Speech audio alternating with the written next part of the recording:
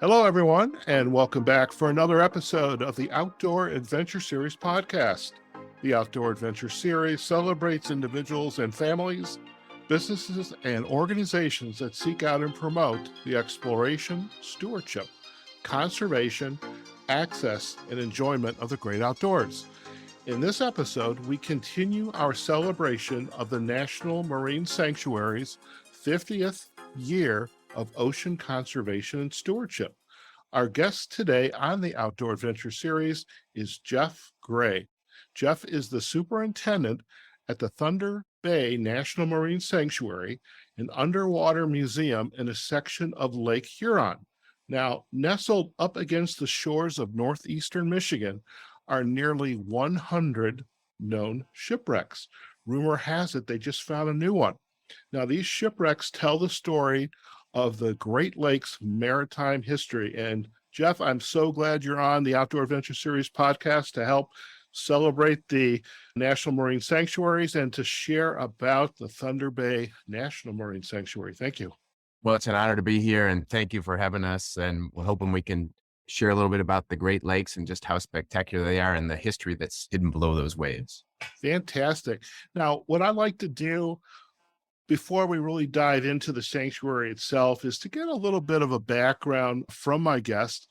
And if you wouldn't mind, just a 30,000 foot view, share a little bit about your background and kind of that journey as you made your way eventually to be up in Northeast Michigan at the Thunder Bay National Marine Sanctuary. Yeah, very lucky to be here. It was a great journey. I grew up in Michigan, Southeast Michigan. Grew up in Detroit. For anybody there down here, just right outside of Detroit. I know that. I know that. The great state of Michigan, and grew up and I actually went to school to be an engineer, but in Beloit College, and I was taking classes, took a couple electives in archaeology, and just fell in love with archaeology and learned about the discipline. And as took a couple more, I realized, hey, this could be a career. And then at some point, you had to decide what specialties you wanted into. And I read about underwater archaeology and decided to give that a shot. I wasn't a diver. I wasn't a sailor, but took up all those things later. And I went to East Carolina University down in Greenville, North Carolina,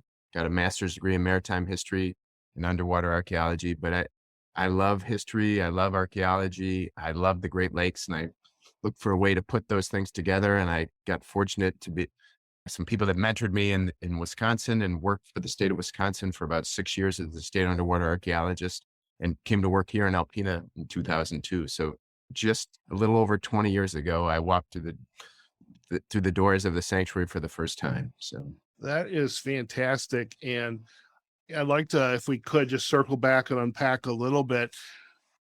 One aspect of the National Marine Sanctuaries that I have been fascinated by is up until I heard Grace Botita Williamson speak at the Outdoor Writers Association's midweek virtual meeting, I had never heard of the National Marine Sanctuaries. I know of national parks. I live in Vegas and I visit Death Valley and the Big Five in Utah, et cetera.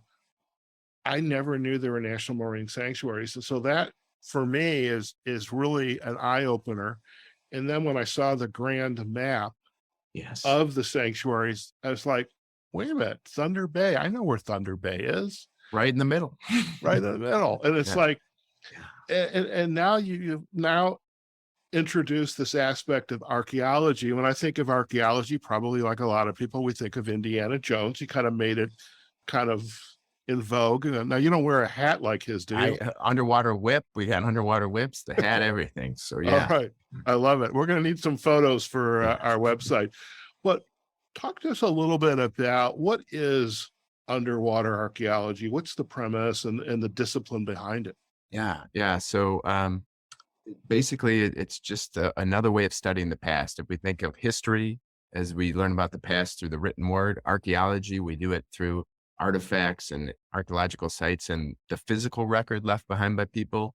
Underwater archaeology, much of underwater archaeology is historical archaeology, where you put the discipline of history with archaeology together, where you're studying these amazing archaeological sites that have been left behind underwater. Some of those could be docks and piers or something where places have become inundated. A lot of what we focus on here are the shipwrecks. There's nearly 200 shipwrecks we believe in the sanctuary. About 100 of those have been found, which means there's still about 100 more left to be found. So what we do is we look at these sites to learn about the past. And when you think about ships and shipping, for most of our history, the ship was the most technologically advanced thing there was that existed. So we can learn about the technology that drove the day, but we also learn about the people, all of the belongings, the captains, the crew, the passengers on the vessel, a lot of their personal effects there. So we can learn about what people's everyday lives were like. And if we, I, I'm on Lake Huron. I don't think we said we're up in northern Michigan, up on Lake Huron, and the Great Lakes really fueled the fire of the Industrial Revolution. So the ships that happened, most of them happened in about a 100-year period between 1825 and 1925. And that's a time that just changed not just this region, but the nation. And it was driven by the amazing body of water back there, the Great Lakes, that let this country grow into what it is today. I'm reminded now, there's an old Jimmy Buffett song of sail the oceans, go from sail to steam. Same thing on the Great Lakes. You start with wooden boats, then ironclad, and going from sail to steam. And then, of course, the tragedies that happened, and that I think like every November, I go and find Gordon Lightfoot and just kind of play that song for about a week. Was it Gales of November?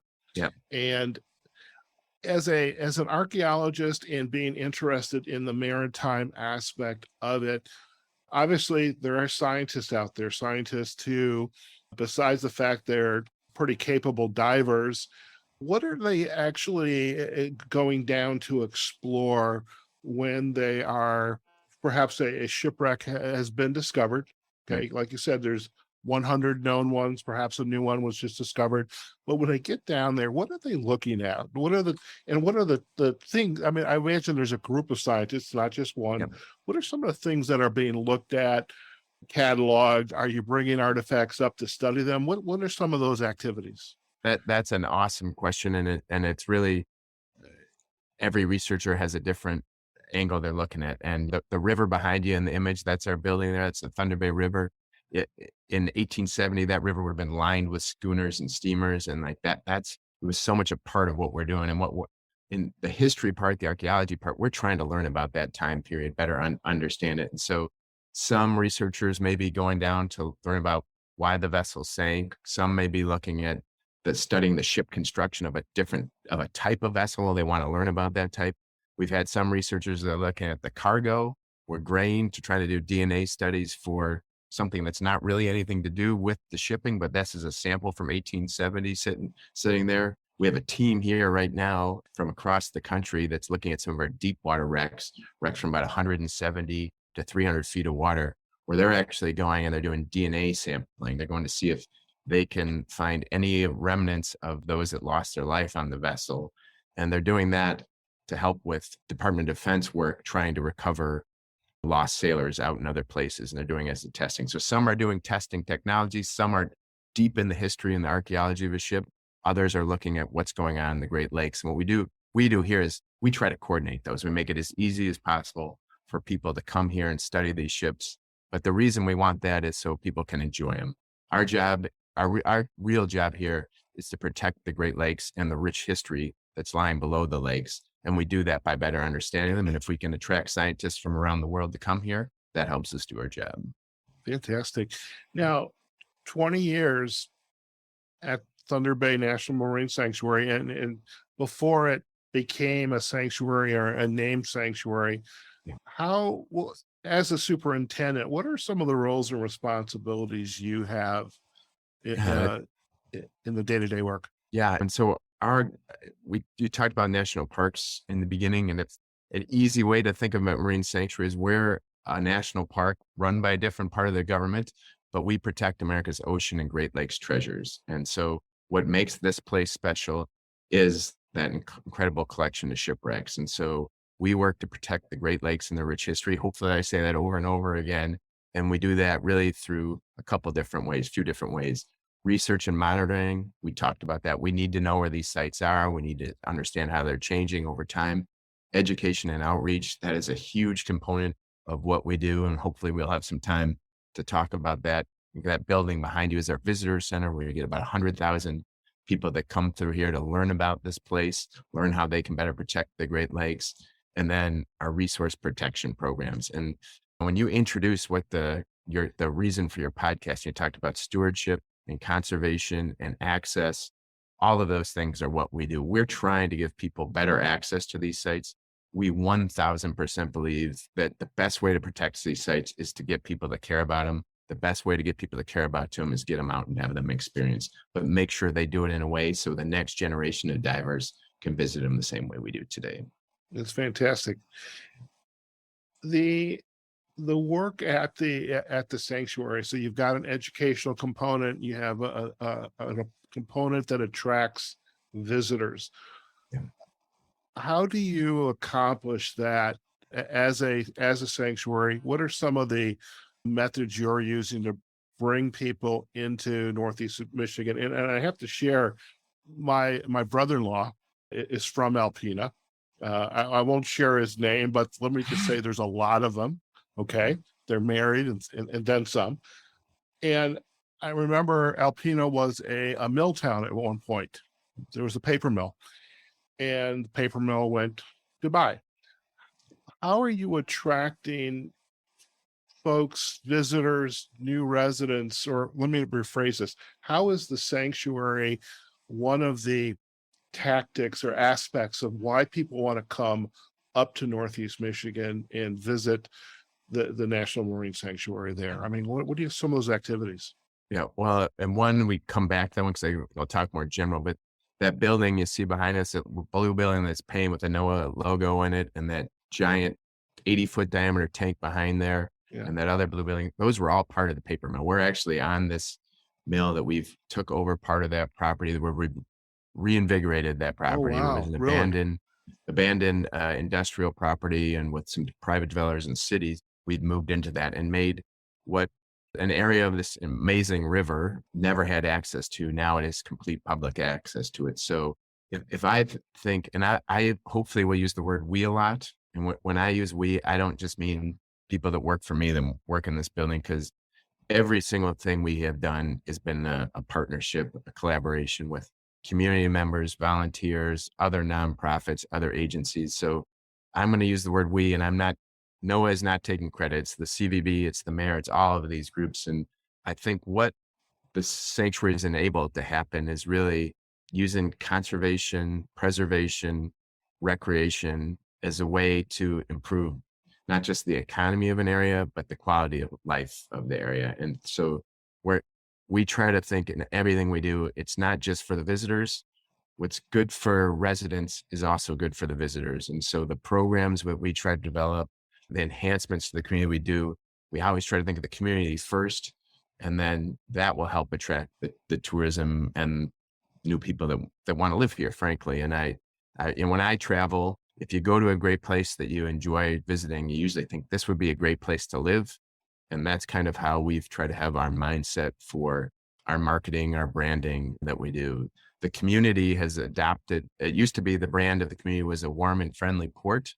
And I've been all over Michigan, and every community is a warm and friendly port. It's an awesome state with people everywhere. So it didn't really differentiate ourselves at all. And that's evolved into Alpena, the sanctuary of the Great Lakes. And that's really, sure, it's a play on this giant marine protected area that's there, but it's also our incredible state parks, our incredible county parks, the way of life, and that how we can use conservation, preservation, recreation, education as a way to make our community a better place to live. So that's the global, I think, mindset that we've adopted here as a community over the last 20 years. I love that. And the tagline, the sanctuary of the Great Lakes.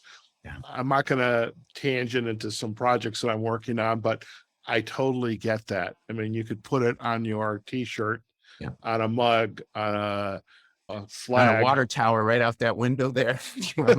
Yeah. But it's a great brand, but it's also a mindset of Right. what do we want? It's not just a tagline for marketing. It's like, what do we want our community to be in the future? What are the decisions we're making today? And so in a lot of our education programs, we do watershed work, stewardship work with kids, where when we're doing our education, we're trying to get students out, experience the outdoors, experiencing recreation, because we believe that's the best way to make them stewards of the future. Right, right. Speaking of education, there have been comments that I have heard being a part of the Outdoor Writers Association of America and attending some of their events. And one in particular was up in Wisconsin, getting inner city kids introduced to the idea of hunting. Yep. Okay. Because half of them, most of them, never going to get out of the inner city. How are you preparing programs and or maybe that's you're not doing it, but it's being done at the local level? How are these kids coming in to experience what the sanctuary has to offer? I mean, what's the question? What's the why that makes Thunder Bay National Marine Sanctuary? We have to take our kids here so that they can experience this. Well, that's a great question. And 20 years is a long time to have been here. And I've been here and it's awesome. I love this place. But I tell you, one of the most amazing things for me now is that some of the kids we started working with 18 years ago, 20 years ago, are now back and doing great things. And some of them I'm going to work for someday because they're going to be shoot up. They'd be the head of NOAA or something like that soon. And it's been amazing to see how we do that. But when we first got here and we did some programs, we didn't have a building, we didn't have any boats, and we brought some tall ships in. And for those that don't know, Lake Huron is it's an amazing place. This small town, it's a town of about 10,000. We're very remote. You have to go about 2.5, 3 hours to get somewhere bigger than this. And where that town of 10,000 it drops off fast from there. And so, but it sits in this amazing spot on this beautiful lake with this gorgeous river behind you. And we took some students out on a tall ship that we brought in to do some programming because we didn't have exhibits. And we did some survey work and we found a significant percentage, I think it was about 60 to 70% based on the crews.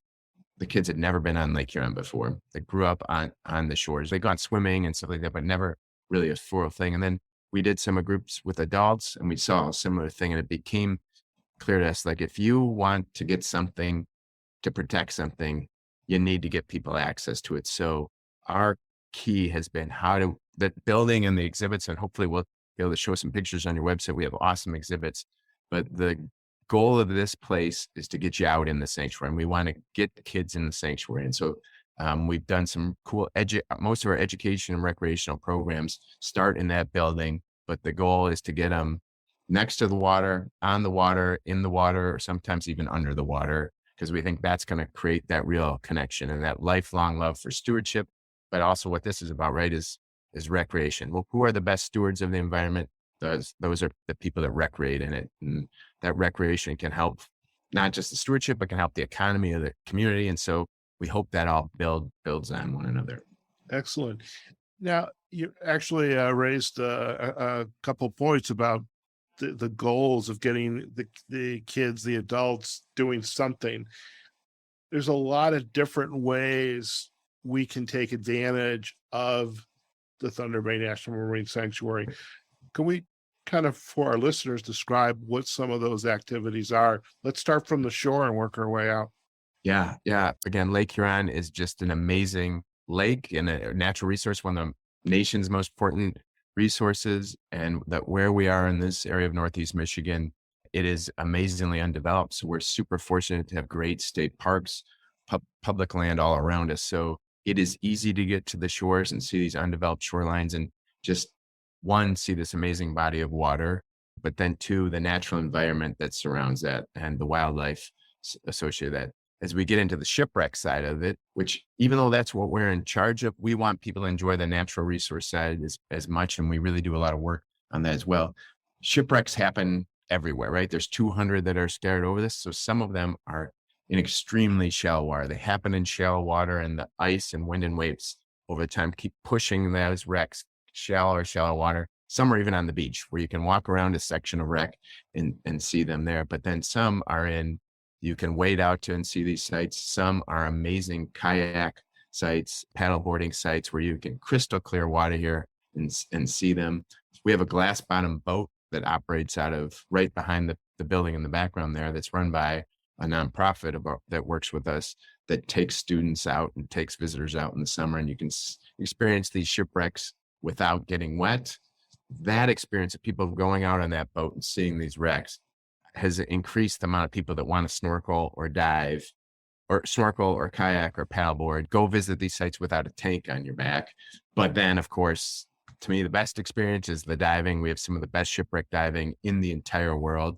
And really, for people of every single level, from very shallow sites to beginning divers to up to 100 feet. But we have this collection of technical diving depths, which you need to be an expert to do, from 160 to 300 plus feet. And these are, if you close your eyes and it's a ship sitting on the bottom, the masts are still standing, fully intact vessels, and just unmatched preservation because of that cold, fresh water of Lake Huron. I was looking at the website and I don't recall the name of the ship, but the one with the two masts. That to me, that you could literally see it on this picture is like amazing. It looks like a Disney shipwreck because that cold, fresh water, the fresh water, right? There's no salt in that water. So it's not corroding the iron and steel in it. There's not the same marine organisms in the ocean. So that wood and other organic material stays intact. And so it's not just the ship that's intact. It's the artifacts. It's the personal belongings that all are sitting there intact. And if we go back to where we started, that makes it amazing for researchers to study. It makes it incredible for recreational use. And our job, it also makes it tempting for people that might want to steal something because there's this amazing preservation. And that's where our job comes in, where we want to give people access to these sites, but make sure it's done in a way that future generations can enjoy them. We have a program where we put mooring buoys out on the sites. So about 50 or so of our sites, we put a mooring buoy that marks the site. So it's a wayfinding thing. So you can take your kayak or dive boat out to the site and there's the shipwrecks under there so you can find it. It's safer for the divers to go up and down, but then it also protects the site because the dive boats no longer use their anchors when they go onto the site, and that there has been damage over the years from anchors. So it's better access, safer, and then protects the site at the same time. Those mooring buoys, we learned about those from Michelle Johnston from Flower Garden Reefs and how they are using those buoys to prevent dive ships from destroying the coral reefs down there. Yeah. What are some of the events that are taking place within the sanctuary that really are just, they're colorful, they're loud, there's lots of people, people are having fun that really are a showcase for the community and the sanctuary? Yeah. In Northern Michigan, we call that summer. Yeah. I hear you. June, July, and August, you just described it. It's the greatest place on earth that time of year. But we do that visitor center gets about 100,000 visitors a year. The lion's share of that comes in there. That was pre-COVID numbers. We just reopened up in May, coming out of COVID. So we're excited to be back. And we're driven by that public interaction. We do all different types of stuff, from lecture series to a film festival in January. The 4th of July, we put on a major festival here, Maritime Festival. We get over 10,000 people on those grounds behind you. We do different education programs where we have different robotics competitions, Halloween events. You name it, we get into it because we really see that building in the background there as a community asset, and we try to get as many community members in as you can. Right now, the place is crawling with tourists right now, and for June, July, and August, we focus on that. But the little white dock in the background, the youth sailing groups use there, so there's sailing lessons behind you. We really look to connect with the community as many ways as possible. I love it. I'm curious, when you have had the opportunity to go out, perhaps with a research vessel, a dive crew, and something was discovered. Yeah. And I imagine in 20 years, you probably have a lot of these oh wow moments. Yeah. Not to be confused with an aha moment for later, but an wow moment. Yeah. Now, other than the sunrise on Lake Huron, which I know is just amazing, what can you perhaps share with our listeners a couple of your wow moments? Yeah. And I'll get back. I try to get up as many mornings as I can and be out on a recreating on a paddleboard to see those sunrises year round in the winter as well, because they are amazing. When there's a discovery or when there's a scientific, both it could be a shipwreck or something else. It's always this culmination of a giant team that has come together to put things together, and a new shipwreck discovery. So when we find a shipwreck, we almost always find it through sound first, where we're mapping the sanctuary using side scan sonar or multi-beam. And we're actually mapping the Great Lakes, not just to find shipwrecks, but to better understand fish habitat, to update the charts, to understand the geology. So it's really a multidisciplinary thing. But when you're doing that and you see something that doesn't look natural and you see a giant mass stick up or something like that, you're like, we know there's something there. And so that is very exciting, but you're still seeing a picture of that archaeological site painted in sound. When we go to that site and explore it for the first time, and that is usually in two different ways, depending on the depth. If it's in shallow water from 150 feet or less, we might send divers down for the first time.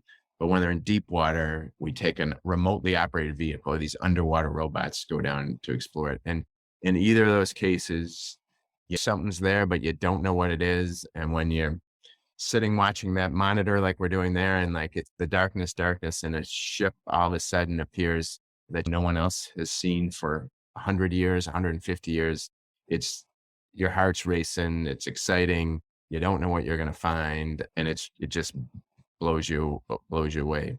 So that is one. But on the other side, we just completed a project that has been 15 years in the making, and that is to put these mooring buoys on some of the deep water sites from about 150 feet to about 330 feet. We put about 12 sites in just this year, and it was an amazing. There were some permitting issues, technological issues, funding issues, and just having the capability of how do you set a 2,000-pound weight next to a shipwreck so it's close enough where divers can visit it and jump to it, but not damaging that shipwreck. And it's very, very difficult. And working with the Coast Guard and others, we finally got that done. And just knowing that we've took a step that's going to protect these sites for generations to come, but at the same time, give more people access to it. And like, that doesn't always compute to people's mind. Like giving people more access is going to protect it, but it did. And we've been trying to work this out for 10, 15 years, and to have it happen was just awesome. Fantastic. Thank you for sharing that with our audience. And I'm curious, with the activities out on the lake and in the sanctuary, I would imagine the awareness, the public, the facing of the sanctuary is much more visible. We're in the age of technology, keywords. I don't want to be on a river in the Rhine or the Shannon in Ireland, but I want to go take a steamer on the Great Lakes. I don't even know if we could do that. What is anything happening on that side of tourism to really become a true destination for world travelers, and they want to we've been very fortunate that national marine designation, right? That designation did help put it on the map and has helped attract not just researchers, but documentaries. We had several documentaries about the sanctuary, and that aired nationally and internationally. So it's that national designation starts putting a little spotlight on this awesome little community, and that's happened. And just this summer, Viking cruise ships started coming to Alpena, and part of the reason they're becoming is because of that facility, and they're in the sanctuary and doing programs with us. And so Viking came in the Great Lakes for the first time this year, and had about 10 stops here this year, and we'll more than double that next year. And so you think of a tiny little town of 10,000 people and a giant Viking cruise ship coming in, and 400 people that are all conservation, recreation, and stewardship minded. And that's what all the program they're doing about. It's a great way. And I think it's going to not just be the impact of what they do on the day they're here, but they're discovering this hidden gem. And I think we'll see some of those people coming back, or people coming because of their social media and their experience there. And it's just another little bit of exposure. And it's exciting to see happen. It's exciting to see the impact it's having on the community. But what's also unique about Viking is these are expeditionary ships. They're equipped with scientific equipment. And so while they're here, there's a team of scientists from Viking that is conducting research for us as well. So while the tourists are their passengers are getting off to participate in our education program and stewardship programs, a team of scientists is doing work on the Great Lakes to help us protect them for future generations. So it's a neat project we got going. That is fantastic. Just given the immensity of these projects, and when I think of projects, I think of teams. Yeah. And with teams, you have individuals at all levels of the project. And I don't want to be remiss, and obviously with you taking the time out of your day to join us on the Outdoor Adventure Series, there's a lot of folks behind the scenes. Oh, yeah. Tell us about some of them. Yeah, by far, that's the best part of my job. And I think I got the best job in the world, is the amazing people that we get to work with. And the team here is really, we have a lot of archaeologists and historians, but we really have developed this culture of we all do everything. And so one of our researchers might be doing research one day, but it might also be doing our media relations another day. Every single person, top to bottom, is involved in some type of community outreach or education. We really work hard to integrate ourselves in the community. We have an advisory council that they advise us what to do, but we want to return that favor and be part of stuff like that. So everyone here somehow works with another aspect of the community. But the office to the next to me here is one of the best technical deep water divers around. He's leading this giant expedition here. Also, some of the best multi-beam mapping. Everyone, again, has that outreach component, but it's about this community and how we can use this community to inspire conservation and preservation of the places. Fantastic. Yeah. Now, the 50th anniversary of the National Marine Sanctuaries. Yeah. What role has the Thunder Bay National Marine Sanctuary played in the celebration, whatever role this might be? Yeah, I think there's a lot going on with the celebration, but maybe if we focus on the legacy of what those 50 years meant, I mean, and where it's going. And I think the one thing that Thunder Bay, when a historian other than me reads this, is that there's a push now or interest in sanctuaries across the Great Lakes. And when we first started, we were the only sanctuary on the Great Lakes. About a year ago, that changed. Wisconsin designated one. There's now interest in Lake Ontario, Lake Erie, a couple up in Lake Superior. So I think of the legacy of this place in the last 50 years is that this might help people realize how significant that body of water there is the Great Lakes are, and on the national scene. People that live here know it and are so proud of the lakes. And we have all our great slogans, unsalted and shark free, but there really is a passion and inherent protection in people that live in Michigan throughout. And I think what the sanctuary can do with that is that large thing. As far as the celebration, we are doing parties and lectures and little special exhibits and programs and all the stuff. It was a little hindered by COVID, but we're trying to make up some ground and really celebrate what has been a great 50 years. And we really hope launches us into some quantum leaps of where this program is in the next 50 years. Because when we think of the ocean and Great Lakes and the importance of protecting them, it is clear that we need to do more. And I would think the sanctuary system is a great way to help with that overall effort. I moved from the Detroit suburbs, so again, I was right there, to Chicago. And so I was over on the body of the water on the left. Right at the lower southwest tip. And then I moved to Las Vegas 2 years ago, and we have Lake Mead being supplied by Colorado River, which is Lake Mead is having struggles now. And some bright person said, "Oh, we should bring in water from the Mississippi." And I'm sure there's another bright person right behind them saying, "Well, we have the Great Lakes." And it's like, oh, no. Yeah. But that'll start a revolution. Yeah, they're there. And it is an amazing watershed when you look at the Great Lakes and the significance of them. And for your listeners that haven't been here, I encourage find some place in the Great Lakes to go, because it is our third coast. It really is. And one of my favorite parts of my job is that we get visitors here a lot either researchers or just tourists or partners coming in. And often I get to show them the Great Lakes for the first time and take them out on a boat and do that. And it's time after time, people are just amazed by the scope, the scale, and the beauty. And the more people experience them, the more they understand how important they are, but also how fragile they are, and that it is something that we need to work to protect. Most definitely. When I first launched my podcast, before it was the Outdoor Adventure Series, I interviewed Eleanor Dwyer, and she is a lighthouse expert.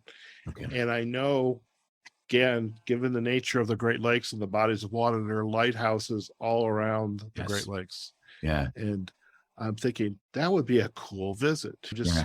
stop by the sanctuary, then go look at some lighthouses. Google Thunder Bay National Marine Sanctuary and Sentinels of the Sanctuary, and you'll see a short video on the many just gorgeous lighthouses we have. Because when we think of maritime history, it really is these ships connected people, right? That's what they did. And there's this whole infrastructure around them that's still here that we're still so fast. You mentioned Edmund Fitzgerald in the song, like it is built into who we are. And what we're trying to do is protect that history, but at the same time, use the interest in those shipwrecks to protect this amazing natural resource. And this is about recreation. And there are just so many different ways to recreate here, from obviously the diving, kayaking, snorkeling we talked about, but kiteboarding, fishing, kayaking, sailing. I mean, they're amazing by water and year round. The beauty, the summer is an awesome time to be here, but the beauty in the winter is spectacular. And hopefully some of your listeners will come visit us.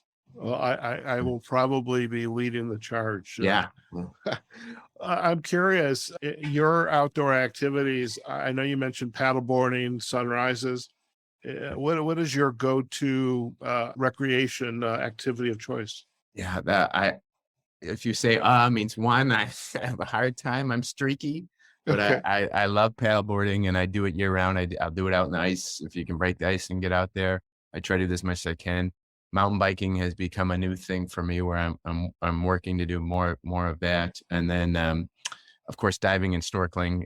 And my kids they're teenagers now, so I can do more with them, which is the great thing about kids is every year they're older, the more deeper in you can take them into your outdoor adventures. Sure. And I'm a aspiring kiteboarder, but I got a long way to go until I can become a kiteboarder. So yeah. Well, I tell you what, kudos to you. I need to do a little bit better job of getting out of this chair. So I may have to check out Alpena and amazing birding here. The Oh, yeah. birding is amazing, and such great state parks. It's an awesome place. Fantastic.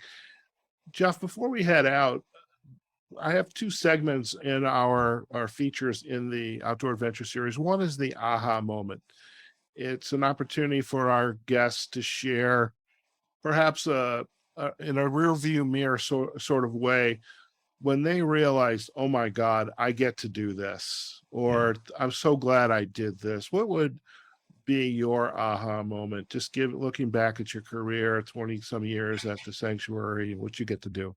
Yeah, that's an awesome one, because it's been a while and I've been a little reflective, and kind of two. One is, the first one is maybe a mindset. And so many of the projects we did took a long time. The building behind you, this buoy project I mentioned, some of our bigger research projects that we worked with the Nature Conservancy on protecting 4 miles of shoreline, 1,500 acres. That took 12 years. And there were many points where it almost didn't happen in all of those projects. And conservation and preservation and community development, it's a long-term game, and just kind of that never give up. And if you surround yourself with the right people, and if a roadblock doesn't mean it's over, and just kind of keep pushing and working on it and bringing people along, and it will happen. And that is a great part of being in the same spot for a long time, because you can see some things that were dreams at one point and finally come to fruition. So it's a long-term game, and you gotta keep the fight up. But my real aha for this was that I was an archaeologist, and I just loved the history, loved the archaeology. And that was my sole focus when I took this job, and like, how do we protect it? How do we do these things? And my aha moment came when we opened the Great Lakes Maritime Heritage Center, and we started doing programs. And I realized that You can be passionate about the history and the archaeology, but there's something even bigger than that. It's this, we can use that to inspire people to protect the Great Lakes. We can use that to make this community a better place to live and to visit. And that preservation and conservation can have this larger quality of life value to a place. And that, I think, drives me and my staff and some of the folks we work with to push through those projects that take 15 years. And this is an awesome program. And I hope you can come here and see it and we can show you firsthand, because until you experience and meet some of the people, it's hard to truly understand. Very good. By the way, I did pitch to Vernon, hey, I'm willing to come out to the sanctuary and do this face to face with Jeff, but couldn't make that one happen. One more feature, and before we close down, is what we call Insight to Go. And this would be your opportunity to share with our listeners a takeaway. This could be a book, a quote, something that, again, had the same kind of deep impact that which you've just described, but really for our listeners to take away as they listen to this episode. Well, I might have answered that in my last one with that don't give up. And there's two books that I use a lot in my brain, and one's The Compound Effect. And the premise of that book is that little things over a long time make a big difference, and that you keep chipping away and you don't have to hit the home run every time, and that sustained effort over time makes big change happen. And so that is one of the big ones I have. And then Good to Great is another favorite book of mine that I like to read and go to. And one of the takeaways from that book is surround yourself with good people, hardworking people, dedicated people. And you don't even have to know exactly where everybody's going to sit on the bus, but if you get the right people there that can adapt, that you're gonna make things move and move forward. And I've been super fortunate to have awesome people I work for, people that I work with here, partners at the other sanctuaries, and live in an awesome community that's accepted us. And so again, that global we is the secret to everything, and collaboration and partnerships and shared goals. So those are two of my favorites. Very good. I love it. If our listeners would like to learn more about you and the work at the sanctuary, where are the best places for them to go? Yeah, thunderbay.noaa.gov is the best place to go. And if you can't remember that, just Google Thunder Bay Shipwrecks and you'll find a whole bunch of stuff about the Thunder Bay National Marine Sanctuary, Alpena, Michigan, and find out about this community, because that's really what this place is about. We have a great nonprofit, the Friends of the Thunder Bay National Marine Sanctuary. And if you do that simple Google search, you'll find our Facebook and Instagram and everything else. But the best way is get on your car or a plane or a bus and come visit the sanctuary, and we'll show you around. So, well, I'm definitely going to make it a plan to do that. I may even have to meet with a realtor while I'm up there. Just place to be. I'm telling you, saying that. Well, Jeff, it's been a pleasure to have you on the Outdoor Adventure Series podcast, and so glad that we could arrange with your schedule to help the celebration series we're doing with the National Marine Sanctuaries. And really, I was just, given that I grew up in Southeast Michigan, right there. Yeah, I was like 4 hours away. I knew I needed to have this as one of the episodes. I'm so glad you were open to doing this with us. So thank you so much. The honor was mine. Thank you for highlighting our community. All right. Listen, stay in the line. We're going to do a quick close, and you and I can have a final chat. Okay. All right, folks. What a fantastic episode. Another in our 50th year celebration with the National Marine Sanctuaries. And here we are in the Great Lakes up at Thunder Bay National Marine Sanctuary. We had the pleasure of Jeff Gray, the superintendent. He's been there for 20 some years.